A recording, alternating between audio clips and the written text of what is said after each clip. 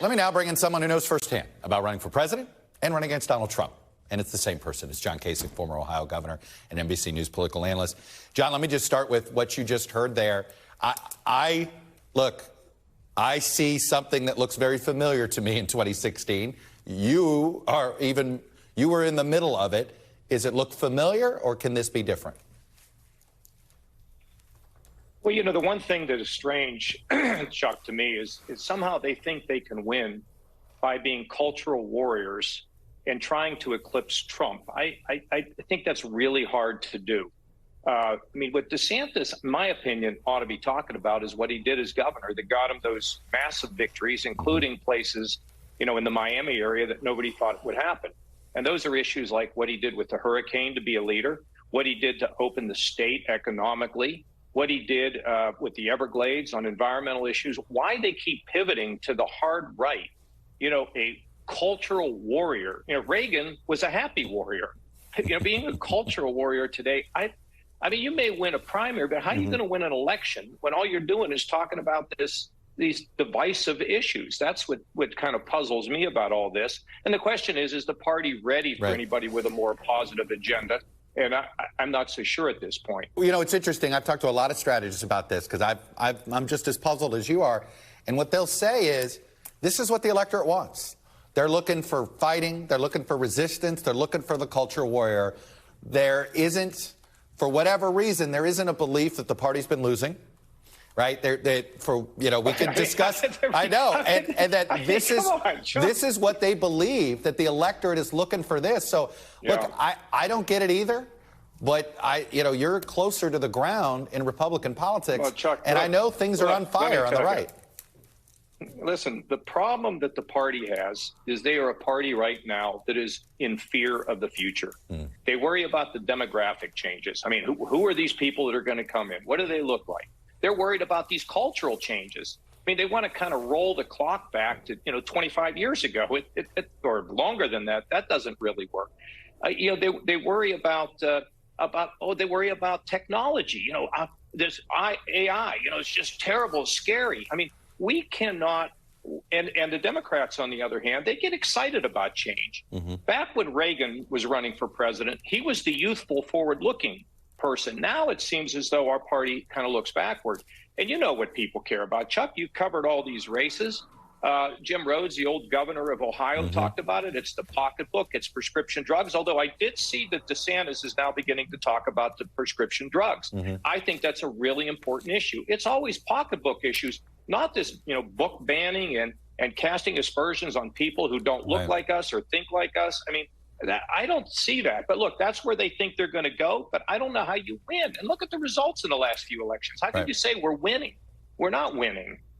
So what do you do about Donald Trump? You're Tim Scott. We've been talking about DeSantis. You're Tim Scott here. He's trying to be the optimist. He, in some of his language, sounds like you.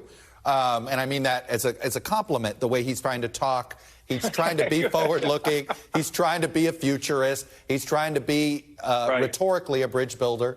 I know ideologically we can have a debate on that, but rhetorically he's trying to go there. And there's a lot of skeptics about whether that'll work. Chuck, when you run for president, and I've done it a couple times, most seriously the last time, you don't run trying to figure out how you can put your rhetoric or your pieces into a puzzle. You're running for president because you have a vision. You have a purpose. The problem that the party has right now, there's two things that they have in regards to defeating Trump. One is he's captured most of the state infrastructure, right? He controls a lot of these county chairmen, and that plays to his advantage when it comes to the primaries. Right. That is the very big thing that he has going for him. And secondly, he stays on this message of the cultural war. If I were Tim Scott, if you're running for president, he believes in a better America. Sing your own song. Right. Chuck, when you play golf, you don't worry about what the other guy's hitting. You're worried about how you get it in the hole, the lowest possible shots, In other words, when you run for president, have passion, have a purpose. Don't be trying to figure out how to get to the right or the left of somebody. Now, I know that people will be cynical. They say that's the only way you can do it. What's the purpose? And if you don't win, if you run on your own refrain with your own song and your own purpose, then you're a winner, even if you don't win. That's what I did, and I consider myself to have been a winner.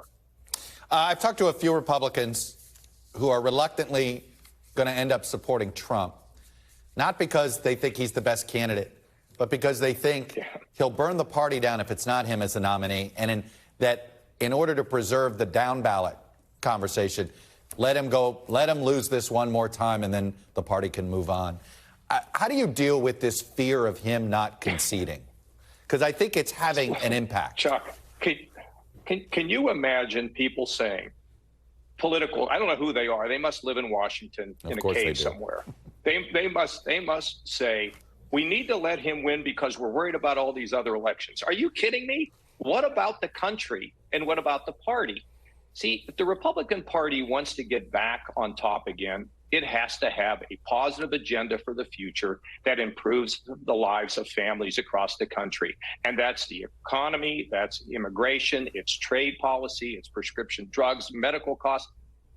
That's what I would do, Chuck, if I were doing it now. I would get out there and talk about those issues. If people didn't like it and they voted for somebody else, so be it. But to say, we're going to be for Trump because, if we're not for him, he'll ruin everything, it's ridiculous. I mean, that's not the way we should think. That's why, in many respects, our country politically is adrift. Do you think that Trump is holding the party hostage?